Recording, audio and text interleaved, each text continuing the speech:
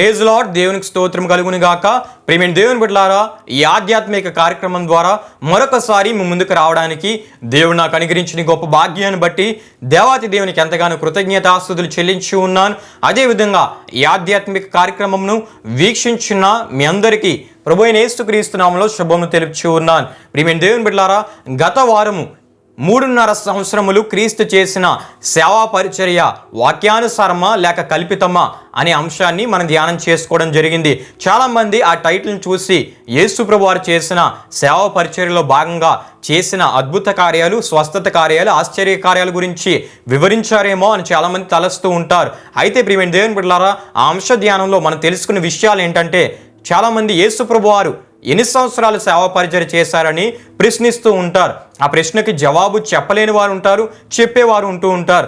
జవాబు చెప్పిన వారు ఏ విధంగా చెప్తూ ఉంటారంటే, కొంతమంది సంవత్సరం పరిచర్య చేశారని చెప్తూ ఉంటారు, కొంతమంది 2.5 సంవత్సరాలు అంటారు, కొంతమంది 3 సంవత్సరాలు అంటారు, కొంతమంది 3.5 సంవత్సరాలని చెప్తూ ఉంటారు. అయితే ప్రియమైన దేవుని బిడ్డలారా, వాక్యానుసారంగా ఎన్ని సంవత్సరాలు యేసు ప్రభు వారు సేవా పరిచర్య జరిగించారు వాక్యంలో నుండి మనం వివరంగా తెలుసుకోవడం జరిగింది. అదేవిధంగా యూదుల క్యాలెండర్ ప్రకారంగా 3.5 సంవత్సరములు లేక 3 సంవత్సరముల లేక 2.5 సంవత్సరమా అనే విషయాలు మనం వివరముగా ధ్యానం చేసుకోవడం జరిగింది. ప్రియమైన దేవుని బిడ్డలారా, ఆ వాక్య ధ్యానాంశము విశ్వాసులైన వారికి ఎంతో ఆత్మీయ బలాన్ని ఇస్తుంది. అదేవిధంగా విశ్వాసులైన వారికి మంచి ఆధారంగా ఉంటుంది. అంతేకాకుండా సేవకులైన వారు కూడా ఆ ధ్యానాంశాన్ని వీక్షించడం ద్వారా అనేకమైన విలువైన సత్యాలు తెలియపరచబడతాయి. నూతనంగా పరిచర్యలోకి వస్తున్న యవన సేవకులైన వారు కూడా ఆ ధ్యానాంశాన్ని వీక్షించడం ద్వారా ఎన్నో విలువైన సత్యాలు తెలియపరచబడతాయి. అదేవిధంగా ఎవరైనా ప్రశ్నించినప్పుడు వివరముగా వాక్యానుసారంగా జవాబు చెప్పడానికి తోడ్పడుతూ ఉంటాయి. హల్లెలూయా, హల్లెలూయా. గనుక ప్రియమైన దేవుని బిడ్డలారా, ఆ అంశ ధ్యానాన్ని ఎవరైనా వీక్షించలేనట్లయితే పూర్తిగా మీరు వీక్షించవలసిందిగా ప్రభు సేవకునిగా నేను కోరుతూ ఉన్నాను. ఎందుకంటే పూర్తిగా మీరు వీక్షించడం ద్వారా ప్రతిదీ మీకు వివరంగా తెలియజేయబడుతుంది. ప్రతిదీ వాక్యంలో నుండి వివరించడం జరిగి ఉన్నది. గనుక ఎవరైనా అడిగినప్పుడు, ఎందుకంటే ఈ రోజుల్లో చాలామంది వాక్యాన్ని తప్పుగా ప్రచురించే పని చేస్తూ ఉన్నారు, తప్పుగా బోధించే పని చేస్తున్నారు, తప్పుగా చూపించే పని చేస్తున్నారు. కనుక వాక్యంలో నుండి మనం సమాధానం ఇచ్చినప్పుడు వారికి సరి అయిన క్రమంలో అర్థమవుతుంది. వారు కూడా విశ్వాసంలో రావడానికి ఎంతో ఉపయోగపడుతుంది. ప్రియమైన దేవుని బిడ్డలారా, గనుక క్రీస్తు చేసిన సేవా పరిచర్య, ఆ 3.5 సంవత్సరములు క్రీస్తు చేసిన సేవా పరిచర్య వాక్యానుసారమా కల్పితమా అనే అంశాన్ని మీరు పూర్తిగా వీక్షించాలని ప్రభు సేవకునిగా మిమ్మల్ని కోరుతూ ఉన్నాను. హల్లెలూయా, హల్లెలూయా. అయితే ప్రియమైన దేవుని బిడ్డలారా, ఈ రోజున నూతనమైన అంశాన్ని మనం ధ్యానం చేసుకుని పోతున్నాం. ఈ రోజున మనం ధ్యానం చేసుకుని పోయే అంశ ధ్యానము యెహోషాపాతును బట్టి 2 మహా అద్భుత కార్యములను చేసిన దేవుడు అనే అంశాన్ని మనం ధ్యానం చేసుకుని పోవచ్చు ఉన్నాం. అయితే ప్రియమైన దేవుని బిడ్డలారా, ఇంతకీ ఈ 2 మహా అద్భుత కార్యాలను దేవుడు ఏ సందర్భంలో చేసి ఉన్నారో ముందుగా మనం తెలుసుకుందాం. ప్రియమైన దేవుని బిడ్డలారా, ఏ సందర్భంలో అంటే మోయాబు రాజు అయిన మేషా మీదకి యుద్ధమునకు వెళ్ళినప్పుడు ఈ 2 మహా అద్భుత కార్యములను దేవుడు చేసినట్లు రాజుల 2వ గ్రంథము 3వ అధ్యాయం 4 నుండి 27 వరకు రాయబడిన వాక్య వచనాల్లో మనం చూడగలం. హల్లెలూయా, హల్లెలూయా. అయితే ప్రియమైన దేవుని బిడ్డలారా, ఈ యుద్ధానికి ప్రధాన కారణాలు ఏంటంటే, ఇశ్రాయేల్ రాజైన ఆహాబు బ్రతికి ఉన్న దినాల్లో ఈ మోయాబు రాజైన మేషా ఇశ్రాయేల్ రాజైన ఆహాబుకు పన్నుగా 1,00,000 గొర్రె పిల్లలను 1,00,000 గొర్రె పొట్టేలను ఇచ్చేవాడు. ప్రియమైన దేవుని బిడ్డలారా, అంటే పన్నుగా చెల్లిస్తూ ఉండేవాడు. అయితే ఎప్పుడైతే ఇశ్రాయేల్ రాజైన ఆహాబు మరణించాడో, ఆహాబు కుమారుడైన యెహోరాము ఇశ్రాయేల్ రాజుగా పరిపాలన చేస్తూ ఉన్నాడో, ఆ యెహోరాము పరిపాలన కాలంలో ఈ మోయాబు రాజైన మేషా ఏం చేశాడంటే, అప్పటి నుండి పన్ను ఇవ్వడం మానేశాడు. సరికదా తిరుగుబాటు చేయడం ప్రారంభించాడు. ఎవరి కాలంలో అంటే ఆహాబు కుమారుడైన యెహోరాము పరిపాలన కాలంలో మోయాబు రాజైన మేషా పన్ను ఇవ్వడం మానేసి తిరుగుబాటు చేయడం ప్రారంభించాడు. ప్రియమైన దేవుని బిడ్డలారా, ఇంకా అప్పటి నుండి ఇశ్రాయేల్ రాజైన యెహోరాము, యోధా రాజైన యెహోషాపాతు, ఏదోము రాజు, ఈ 3 రాజులు కలిసి ఈ మోయాబు రాజైన మేషా మీదకి యుద్ధానికి బయలుదేరారు. ప్రియమైన దేవుని బిడ్డలారా, అంటే యుద్ధము దేని వల్ల జరిగిందంటే, యెహోరాము మీద మోయాబు రాజైన మేషా తిరుగుబాటు చేయడాన్ని బట్టి ఈ యెహోరాము యోధా రాజైన యెహోషాపాతుతో కలిగి ఉన్న ఆ సన్నిహిత సంబంధము, ఏదోము రాజుతో కలిగి ఉన్న సన్నిహిత ఆ సంబంధాన్ని బట్టి వారిని కలుపుకొని మోయాబు రాజైన మేషా మీదకి యుద్ధానికి బయలుదేరాడు. ప్రియమైన దేవుని బిడ్డలారా, ఈ విషయాలు మనకి రాజుల 2వ గ్రంథం 3వ అధ్యాయం 1 నుండి 10 వరకు రాయబడిన వాక్య వచనాల్లో మనకు కనబడుతూ ఉంటాయి. హల్లెలూయా, హల్లెలూయా. అయితే ప్రియమైన దేవుని బిడ్డలారా, ఈ మోయాబు రాజు అయిన మేషా గురించి మనం ఆలోచిస్తూ ఉన్నప్పుడు, ఈ మోయాబు రాజు అయిన మేషా క్రీస్తు పూర్వము 9వ శతాబ్దంలో జీవించిన మోయాబు రాజుల్లో ఒకడని రాజుల 2వ గ్రంథం 3వ అధ్యాయం 4 నుండి 27 వరకు రాయబడిన వాక్యోచనాల్లో మనం చూస్తూ ఉంటాం. అంతేకాకుండా ఈ రాజును గురించి కొన్ని చరిత్ర సంగతులు బైబిల్లో మాత్రమే కాక మోయాబు రాతి శాసనములు అంటే మోయాబైట్ స్టోన్ అను దాని అందులో చరిత్ర ద్వారా కూడా మనకి తెలియపరచబడుతూ ఉంటాయి. హల్లెలూయా, హల్లెలూయా. అయితే ప్రియమైన దేవుని బిడ్డలారా, ఈ సందర్భంలో ఈ రాతి శాసనముల గురించి కొన్ని క్లుప్త విషయాలు నేను మీకు తెలియపడదామని ఆశపడుచు ఉన్నాను. రాతి శాసనములు అనే పదము మనకి, అదేవిధంగా రాతి శాసనముల పేర్లు కానీ మనకి బైబిల్లో ఎక్కడా కనబడకపోయినా వాటి వలన బైబిల్ చరిత్రలోని అనేక సంగతులు సత్యమని రుజువు చేయబడుచు ఉన్నాయి. ప్రియమైన దేవుని బిడ్డలారా, అంటే బైబిల్లో మనకి రాతి శాసనములు అనే పదము కానీ ఆయా రాతి శాసనముల పేర్లు కానీ లేకపోయినా వాటి వలన బైబిల్లో ఉన్న చరిత్ర సత్యమని రుజువు చేయబడుతుంది. ప్రియమైన దేవుని బిడ్డలారా, వీటి గురించి మనం ఆలోచిస్తూ ఉన్నప్పుడు కొన్ని దేశాల్లో జరిగిన ముఖ్య విషయములను గురించి రాళ్ల మీద చెక్కించుట రాజులకు సర్వసాధారణమైన విషయమని చరిత్ర మనకు తెలియపరుస్తుంది. అయితే పలస్తీన్కు సంబంధించిన కొన్ని దేశంలోని రాతి శాసనముల వలన అనేక సంగతులు ఇటీవలే వాస్తవమని సత్యమని రుజువు చేయబడ్డాయి. హల్లెలూయా, హల్లెలూయా. కాబట్టి ఈ శాసనములు ఎంతో ప్రాముఖ్యమైనవి, ప్రాధాన్యమైనవి, ముఖ్యమైనవి. ప్రియమైన దేవుని బిడ్డలారా, ఈ శాసనముల ద్వారా చరిత్రలో జరిగిన ప్రతి సంగతి సత్యమని రుజువు చేయబడుతూ ఉన్నాయి. ప్రియమైన దేవుని బిడ్డలారా, అయితే ఈ మోయాబు రాతి శాసనాన్ని గురించి మనం ఆలోచిస్తున్నప్పుడు ఇది అన్నిటిలో మిగుల ప్రాముఖ్యమైనది, ముఖ్యమైనదని మనకు తెలియజేయబడుతూ ఉంది. దీనినే మోయాబైట్ స్టోన్ లేదా మేషా స్టీలీ అని పిలుస్తూ ఉంటారు. హల్లెలూయా. అయితే ప్రియమైన దేవుని బిడ్డలారా, ఈ మోయాబు రాతి శాసనము మోయాబైట్ స్టోన్ లేదా మేషా స్టీలీ అనే ఈ రాతి శాసనాన్ని గురించి మనం ఆలోచిస్తున్నప్పుడు ఈ రాతి శాసనము క్రీస్తు పూర్వము 9వ శతాబ్దము అనగా క్రీస్తు పూర్వం 840వ సంవత్సరానికి చెందినదిగా చరిత్ర మనకి తెలియపరుస్తూ ఉంది. అయితే ఈ రాతి శాసనాన్ని ఎవరు కనుగొన్నారంటే ఈ మోయాబు రాతి శాసనాన్ని 1868వ సంవత్సరము ఆగస్టు నెలలో ఫ్రెడరిక్ అగస్టిస్ క్లీన్ అనే ఆంగ్లికన్ మిషనరీ జోర్డాన్లో ఉన్న దీబోను అనగా నేడు దీబాన్ అని పిలువబడుతున్న పట్టణంలో ఈ రాతి శాసనాన్ని చెక్కు చెదరకుండా కనుగొన్నారు. ప్రియమైన దేవుని బిడ్డలారా, హల్లెలూయా, హల్లెలూయా. అయితే తదుపరి సంవత్సరంలో అనగా 1869వ సంవత్సరంలో నవంబర్ నెలలో బనీ హమీదా అనే బెడోన్ జాతి వారు దాన్ని పగలగొట్టారు, ముక్కలుగా పగలగొట్టారు. ఎందుకంటే ప్రియమైన దేవుని బిడ్డలారా, ఆ రాతి శాసనాన్ని తమకివ్వాలని ఒట్టోమన్ ప్రభుత్వం వారి మీద ఒత్తిడి తెచ్చినందున ఆ రాతి శాసనాన్ని జర్మన్ ప్రభుత్వానికి మేము తరలించాలి, జర్మన్ ప్రభుత్వానికి మేము ఇవ్వాలని ఒట్టోమన్ ప్రభుత్వం వారి మీద ఒత్తిడి తెచ్చినందున ఈ బనీ హమీదా అనే బెడోన్ జాతి వారు ఆ రాతి శాసనాన్ని ముక్కలుగా పగలగొట్టారు. ప్రియమైన దేవుని బిడ్డలారా, తద్వారా ఇంచుమించు 1100 అక్షరాల్లో 613 నుండి 669 అక్షరాలు లభించాయని చరిత్ర మనకు తెలియపరుస్తుంది. దీనిని చార్లెస్ సైమన్ క్లెర్మోంట్ గెనె అనే ఫ్రెంచ్ ఆర్కియాలజిస్ట్ ఫిబ్రవరి 17న 1870వ సంవత్సరంలో కనుగొని రివ్యూడల్ ఇన్స్ట్రక్షన్ పబ్లిక్ అనే నివేదికలో ఈ రాతి శాసనం యొక్క మొదటి వివరణాత్మక ప్రకటనను ప్రచురించారు. హల్లెలూయా, హల్లెలూయా. తదుపరి దాని ముక్కలు తిరిగి దొరకడం, దాన్ని పునర్నిర్మించడం జరిగింది. ప్రియమైన దేవుని బిడ్డలారా, దీని యొక్క అర్థాన్ని కూడా వారు వివరించి తెలియజేస్తారు. అంటే ఆ మోయాబు రాతి శాసనంలో ఏమి రాయబడి ఉందో వారి వివరముగా తెలియపరచడం కూడా జరిగింది. ప్రియమైన దేవుని బిడ్డలారా, ఈ మేషా తన ప్రభుత్వ కాలమున తనకు కలిగిన జయముల ప్రభావమును గురించి ప్రచురించుటకై చెక్కిన శాసనముగా ఈ శాసనము చరిత్ర ద్వారా మనకు తెలియపరచబడుతుంది. హల్లెలూయా, హల్లెలూయా. ఈ రాతి శాసనం పునర్నిర్మించబడి ఇందులో ఏవైతే రాయబడి ఉన్నాయో దాని అర్థము కూడా నేటికి గూగుల్లో కూడా మనకు కనబడుతుంది. ప్రియమైన దేవుని బిడ్డలారా, ఇందులో రాజు 2వ గ్రంథము 3వ అధ్యాయం 4 నుండి 27 వరకు రాయబడిన ఆ సందర్భంలో జరిగిన విషయాలు కూడా, మరి అనేకమైన చరిత్ర విషయాలు కూడా ఇందులో రాయబడి ఉన్నాయని చరిత్ర మనకు తెలియపరుస్తుంది. హల్లెలూయా, హల్లెలూయా. అంటే ఈ రోజున మనం చెప్పుకోబోతున్న ఈ అంశ సందర్భంలో జరిగిన ఆశ్చర్య కార్యాలను గురించి కూడా, అంటే ఆ మోయాబు రాజు పరిపాలన జరిగిన ఆ సందర్భంలను గురించి కూడా ఈ రాతి శాసనంలో రాయబడ్డాయని మనకు తెలియపరచబడుతూ ఉన్నాయి.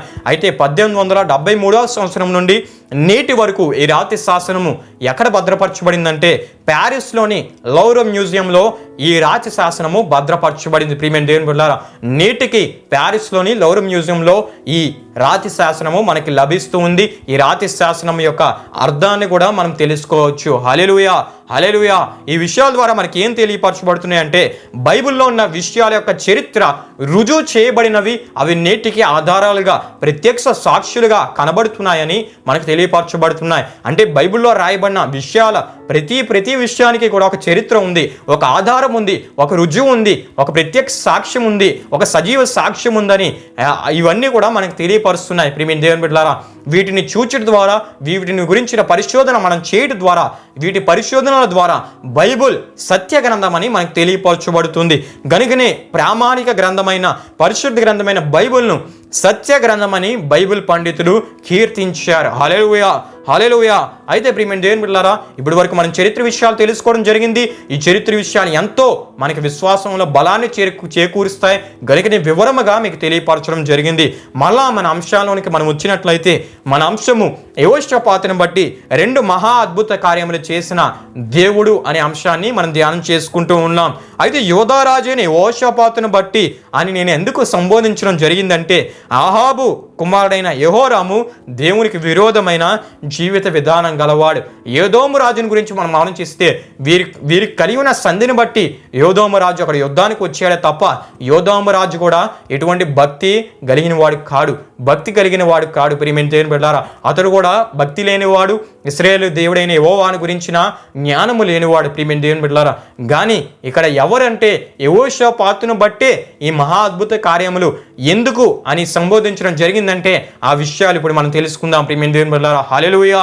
అంటే ప్రియమైన దేవుని బిడ్డలారా, యోధారాజు అయిన యెహోషాపాతును బట్టే అని ఎందుకు సంబోధించడం జరిగిందంటే యోధారాజు అయిన యెహోషాపాతు మాత్రమే యెహోవాకు ప్రథమ స్థానం ఇచ్చేవాడు, ఆయన ప్రవక్తలకు ప్రాముఖ్యతనిచ్చేవాడు, అదేవిధంగా దేవుని మాటలకు అధిక ప్రాముఖ్యతనిచ్చేవాడిగా దేవుని వాక్యంలో మనం చూస్తాం. హల్లెలూయా, హల్లెలూయా. గనుకనే యెహోషాపాతును బట్టే అని సంబోధించడం జరిగింది. అయితే ప్రియమైన దేవుని బిడ్డలారా, యెహోషాపాతును బట్టి దేవుడు చేసిన 2 మహా అద్భుత కార్యములు ఏమై ఉన్నాయంటే అవి ఈ సందర్భంలో మనం తెలుసుకుందాం. మొదటిగా యుద్ధానికి బయలుదేరిన ఈ 3 రాజులు వారి పశువులకు వారి సైన్యాలకు వారితో పాటు తీసుకువెళ్ళిన నీళ్లు మార్గ మధ్యలోనే అయిపోయాయి. ప్రియమైన దేవుని బిడ్డలారా, అయితే వారి యుద్ధ భూమికి చేరడానికి వారికి, వారి సైన్యానికి, వారి పశువులకు నీరు ఎంతో అవసరం.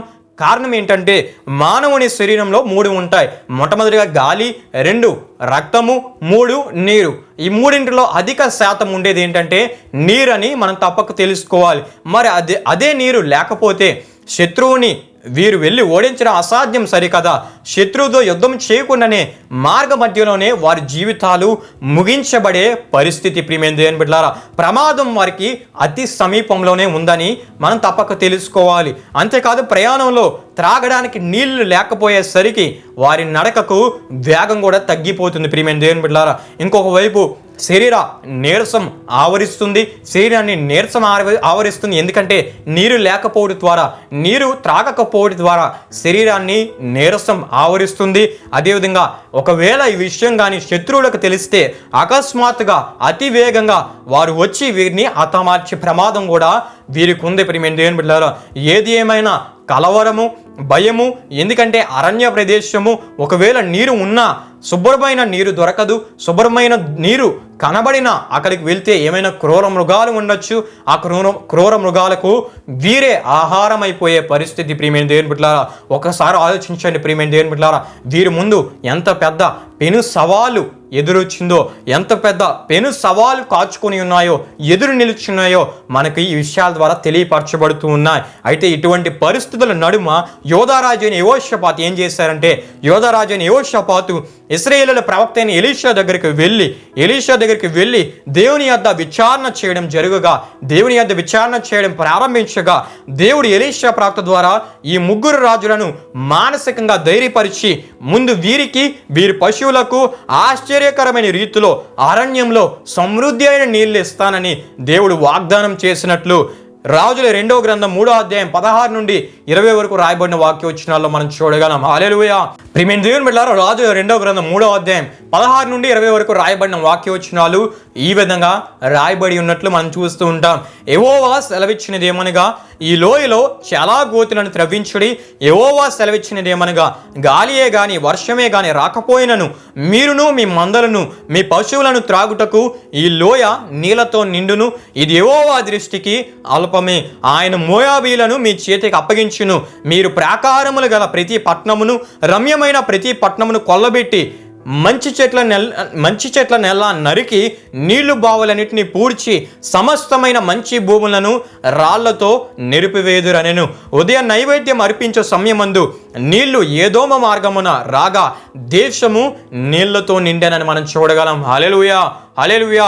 ప్రియమైన దేవుని బిడ్డలారా, ఈ వాక్యవచనాల్లో 2 వాగ్దానాల ద్వారా ఆ 3 రాజులతో, ఇశ్రాయేలు ప్రజలతో ఎలీషా ప్రవక్త ద్వారా దేవుడు మాట్లాడినట్లు మనం చూస్తూ ఉంటాం. ఆ 2 వాగ్దాన ఆశీర్వాదాలు ఏంటంటే, ఒకటి, యుద్ధానికి బయలుదేరిన ఈ 3 రాజులు వారి సైన్యాలకు వారి పశువులకు త్రాగుటకు వారు ఆ లోయల్లో త్రవ్విన చాలా గోతులు నీళ్లతో నింపబడ్డాయి. అంటే వారు పొందుకున్న వాగ్దాన ఆశీర్వాదాలు ఏంటంటే, వారు ఆ లోయలో చాలా గోతులు త్రవ్వించగా అక్కడ నీళ్లతో నింపబడినట్లు వారు గొప్ప ఆశీర్వాదాన్ని, గొప్ప సమృద్ధి నీరును త్రాగడానికి వారు పొందుకున్నారు. ఈ మొదటి అద్భుతంలో గాలి కానీ వర్షం కానీ వీరు చూడరు. ప్రియమైన దేవుని బిడ్డలారా, మరి నీళ్ళు ఎలా వచ్చాయి, ఎలా వస్తాయి వీరికి తెలియదు. ప్రియమైన దేవుని బిడ్డలారా, కానీ వారి కన్నులకు ఒక ఆశ్చర్యకరమైన మహా అద్భుతాన్ని దేవుడు చూపించడానికి ఈ కార్యాన్ని చేసినట్లు మనం చూస్తాం. అంటే ఇచ్చిన దేవుడు, వాగ్దానం ఇచ్చిన దేవుడు నమ్మదగిన వాడు కనుక ఆ వాగ్దాన్ని ఎలా అయినా, దేనిని ఉపయోగించైనా, ఏ విధంగా అయినా ఆయన అద్భుతాన్ని జరిగించే గొప్ప దేవుడు. ప్రియమైన దేవుని బిడ్డలారా, వారి గాలి చూడలేదు, వర్షము చూడలేదు, కానీ ఆ లోయలో చాలా గోతులు త్రవ్వించగా ఆ గోతుల్లో నీరు నింపే బాధ్యత నాదని దేవుడు వాగ్దానాన్ని ఇచ్చి వారికి సమృద్ధి అయిన నీరు త్రాగడానికి ఇచ్చినట్లు మనం చూస్తాం. హల్లెలూయా, హల్లెలూయా. ప్రియమైన దేవుని బిడ్డలారా, ఇదే పరిశుద్ధ గ్రంథమైన బైబిల్లోని దేవుని మహా ఆశ్చర్యకరమైన శక్తి అని మనం తప్పక తెలుసుకోవాలి. ఈ మహాశక్తి మానవ ఊహకు అందనిది అని మనం తప్పక తెలుసుకోవాలి. ఈ మహా అద్భుత కార్యం ద్వారా కావాల్సినంత మంచి నీటిని దేవుడు ఆ అరణ్యంలో యుద్ధానికి ముందే దయచేసి ఆ యుద్ధానికి వారికి శక్తివంతమైన వారిగా వారి మార్చబడుటకు మానసికంగాను శారీరకంగాను ఆత్మీయ ధైర్యంతో నింపినట్లు మనం చూస్తాం. హల్లెలూయా, హల్లెలూయా. ఈ మొదటి అద్భుతం ద్వారా వారికి దేవుడు నీరు దయచేయడం ద్వారా వారి శక్తిమంతులుగా మరలా చేయబడ్డారు. యుద్ధానికి మరలా అత్యుత్సాహంతో వారు ముందుకు వెళ్ళడానికి, శక్తిమంతులుగా బలము కలిగిన వారిగా వారు ముందుకు వెళ్ళడానికి, ఈ 3 రాజులు కూడా ధైర్యం కలిగి యుద్ధంలో పాల్గొనడానికి దేవుడు గొప్ప అద్భుత కార్యాన్ని వారి కళ్ళ ముందు జరిగించాడు. ప్రియమైన దేవుని బిడ్డలారా, హల్లెలూయా, హల్లెలూయా. 2వ మహా అద్భుత కార్యాన్ని గురించి మనం ఆలోచిస్తున్నప్పుడు, మోయాబీలు వారి దేశపు సరిహద్దునందు యుద్ధమును చేటకు నిలిచి ఉండగా దేవుడు ఈ 3 రాజులకు, వారి సైన్యాలకు, వారి పశువులకు అనుగ్రహించిన మంచినీళ్ల మీద సూర్యుని ప్రకాశమును దేవుడు ప్రకాశింపజేయగా ఆ నీళ్లు మోయాబీలకు ఎలా కనబడ్డాయంటే రక్తము వలె కనబడ్డాయి. ప్రియమైన దేవుని బిడ్డలారా, మోయాబీలు ఒకరితో ఒకరు మాట్లాడుకుంటూ చెప్పుకుంటూ ఉన్నారు. ఏంటంటే అది రక్తము సుమి, ప్రజలు ఒకరినొకరు హతము చేసుకుని నిజంగా హతులైరని తలంచి వారు ఒకరితో ఒకరు చెప్పుకొని ఈ హతులైన ఈ 3 రాజులు వారి సైన్యాల యొక్క దోపుడు సొమ్మును పట్టుకుందాము రండని వారి ఇశ్రాయేలు దండు దగ్గరకు రాగా అని మనం చూస్తాం. అంటే ప్రియమైన దేవుని బిడ్డలారా, 3 రాజులు యుద్ధానికి వచ్చారు కదా, ఒకవేళ వారిలో వారికే ఏవో తగాదాలు ఏర్పడి, వారిలో వారే ఏదో మనస్పార్థాలు ఏర్పడి వాళ్ళు 3 రాజుల్లోనే ఒకరితో ఒకరు యుద్ధం చేసుకొని వారిలో వారే హతమార్చబడ్డారేమో, వారిలో వారే యుద్ధాన్ని జరిగించుకొని వారు హతమార్చబడ్డారేమో, ఈ రక్తము మనకు కనబడుతుందని వారు ఏం చేశారంటే మోయాబీలు అందరూ హతమయ్యారు, మనం వెళ్ళి దోపుడు సొమ్మును పట్టుకుందామని ఇశ్రాయేలు దండు దగ్గరికి వచ్చారు. ప్రియమైన దేవుని బిడ్డలారా, హల్లెలూయా, హల్లెలూయా. ప్రియమైన దేవుని బిడ్డలారా, ఎప్పుడైతే మోయాబీలు దోపుడు సొమ్మును పట్టుకుందామని ఇశ్రాయేలు దండు దగ్గరికి వచ్చారో అప్పటికే యుద్ధానికి శక్తివంతులుగా, బలవంతులుగా దేవుని ఆశ్చర్య కార్యాన్ని కల్లారా చూసి సిద్ధంగా ఉన్న ఆ ఇశ్రాయేలీయులు యుద్ధమునకు బయలుదేరి వచ్చిన 3 రాజులైన యెహోరాము, యెహోషాపాతు, ఏదోము రాజు మోయాబీలను హతము చేయొచ్చు దేవుడు చెప్పినట్లు చేయించుండగా ఇక మోయాబీలు వారి సైన్యాలు వారి ఎదుట నిలువలేక ఓడిపోవచ్చున్నారని అక్కడ మనం చూస్తాం. వారు ఎప్పుడైతే ఓడిపోవచ్చున్నారో ప్రియమైన దేవుని బిడ్డలారా, ఇది చూచిన మోయాబు రాజైన మేష తన దేవతకు తన జ్యేష్ఠపుత్రుని బలిగా ఇచ్చేటను మనం చూడగలం. ఇటువంటి పరిస్థితుల నడుమ ఇశ్రాయేలీయులు వెనుదిరిగినట్లు మనం రాజుల 2వ గ్రంథం గ్రంథం 3వ అధ్యాయం 21 నుండి 26 వరకు రాయబడిన వాక్యవచనాల్లో మనం చూస్తూ ఉంటాం. హల్లెలూయా, హల్లెలూయా. ప్రియమైన దేవుని బిడ్డలారా, యెహోషాపాతును బట్టి ఎలీషా ప్రవక్త ద్వారా దేవుడు వాగ్దానాన్ని ఇచ్చాడు. ఆ వాగ్దానం ద్వారా ఇశ్రాయేలీయులకు గొప్ప విజయాన్ని ఇచ్చి మోయాబీలకు భయమును కలుగజేసి తన ప్రజలను గణపరిచి తనకు మహిమని తెచ్చుకున్న దేవునిగా మన దేవుని మనం చూడగలం. హల్లెలూయా, హల్లెలూయా. ప్రియమైన దేవుని బిడ్డలారా, యెహోషాపాతును బట్టి ఆనాడు దేవుడు గొప్ప అద్భుత కార్యాలు, 2 మహా అద్భుత కార్యాలు దేవుడు జరిగించాడు. ఈ రోజున ఆయనను విశ్వసించిన నీవు యెహోషాపాతు వలె దేవునికి అధిక ప్రాముఖ్యతనిస్తే, దేవుని సేవకులకు అధిక ప్రాముఖ్యతనిస్తే, దేవుని మాటకు అధిక ప్రాముఖ్యతనిస్తే నిన్ను బట్టి నీ కుటుంబాన్ని దేవుడు గణపరుస్తాడు. నిన్ను బట్టి నీ కుటుంబంలో దేవుడు మహా అద్భుత కార్యాలు జరిగిస్తాడు. అవి ఊహకందవు, మానవు ఊహకందవు. అవి ఎవరి కన్నులకు అందని గొప్ప ఆశ్చర్య కార్యాలు మీరు మీ జీవితాల్లో చూడగలరు. ప్రియమైన దేవుని బిడ్డలారా, గనుక యెహోషాపాతు వలె దేవునికి అధిక ప్రాముఖ్యతను మనం ఇద్దాం. దేవుని మాటకు ప్రాముఖ్యతనిద్దాం. దైవ సేవకుల మాటలకు మనం అధిక ప్రాముఖ్యతనిచ్చి దేవుని మాటకు విధేయులై దేవుని మహా అద్భుత కార్యాలను, మహా ఆశ్చర్యకరమైన శక్తిని మన జీవితాల్లో మనం అనుభవిద్దాం. అట్టి కృపను దేవుడు అందరికీ దయచేసి నడిపించునుగాక. ఆమేన్. ప్రియమైన దేవుని బిడ్డలారా, ఈ కార్యక్రమాన్ని ముగింపు ప్రార్థన ద్వారా మనం ముగించుకుందాం. ఈ ప్రార్థనలో నాతో పాటు అందరూ కలిసి ఏకీభవించవలసిందిగా ప్రభువైన యేసుక్రీస్తు నామములో మిమ్మల్ని కోరుచు ఉన్నాను. ప్రార్థన చేసుకుందాం. మహిమా స్వరూపైన మా ప్రభువా, జీవాధిపతి అయిన యేసయ్య, నీ ఘనమైన నామమునకు మహిమ, ఘనత, ప్రభావములు చెల్లించినాం తండ్రి. దేవ, ఈ నూతనమైన అంశం ద్వారా ఎన్నో చరిత్ర విషయాలు, నీ గొప్పతనము, నీ మహాశక్తి, నీ మహా అద్భుత కార్యముల యొక్క ప్రభావం ఎంత గొప్పగా ఉంటుందో మేము తెలుసుకోవడానికి మీరు మాకు అనుగ్రహించిన గొప్ప భాగ్యాన్ని బట్టి మీకు స్తుతులు చెల్లిస్తున్నాం తండ్రి. దేవ, యెహోషాపాతు వలె నీ మాటకు, నీ సేవకుని మాటకు దేవ నీకు ప్రథమ స్థానాన్ని, ప్రాముఖ్యతను మేము ఇచ్చి నీ ద్వారా మహా అద్భుత కార్యములు దేవ మా జీవితాల్లో మేము అనుభవించినట్లు అటువంటి ఆత్మీయతలో ప్రతి ఒక్కరిని మీరు నడిపించి దేవుని ఆత్మకార్యాలు మీరు జరిగించండి. మీరు మహిమపరచబడండి. దేవు, వీక్షించిన ప్రతి ఒక్కరూ అనేకులకు ఈ కార్యక్రమాలను పరిచయం చేస్తూ వారి విశ్వాసంలో బలపడుతూ అనేకులను విశ్వాసంలో బలపరచుటకు ఈ కార్యక్రమాలు ఎంతో దీవెనకరంగా ఉన్నాయి కనుక అనేకులకు పరిచయం చేయనట్లు మీరే మీ ఆత్మకార్యాన్ని వారిలో మీరు జరిగించండి. దేవ, వీక్షించిన ప్రతి ఒక్కరిని మీరు దీవించండి, ఆశీర్వదించండి. దేవ, మరొక వారం నూతనమైన అంశం ద్వారా మేము ధ్యానం చేసుకునే నూతనమైన అంశంలో మీరు మాకు ఆత్మ సహాయాన్ని మీరు దయచేసి ఆ కార్యక్రమాల్లో కూడా మీరు ముందు నడిపించమని, మా ఛానల్ ద్వారా దేవ అప్లోడ్ చేయబడుతున్న ప్రతి కార్యక్రమం అనేకులకు దీవెనకరంగా, మేలుకరంగా మీరు మార్చి నడిపించమని దేవ, మా ఛానల్ని సబ్స్క్రైబ్ చేసుకున్న ప్రతి ఒక్కరిని మీరు దీవించి ఆశీర్వదించమని దేవా, నీకే సమస్త ఘనత ప్రభావములు చెల్లిస్తూ యేసు పరిశుద్ధ నామంలో అడిగి వేడుకుంటున్నాము తండ్రి. ఆమేన్. యేసు రక్తమే జయం, ప్రభేసు రక్తమే జయం, ప్రభేసు రక్తం సంపూర్ణమైనది, అపవాది క్రియలకు అంత నాశనం కలుగునుగాక. ఆమేన్. ప్రభువు మిమ్మును మీ కుటుంబాలను నూరంతులుగా ఆశీర్వదించునుగాక. ఆమేన్.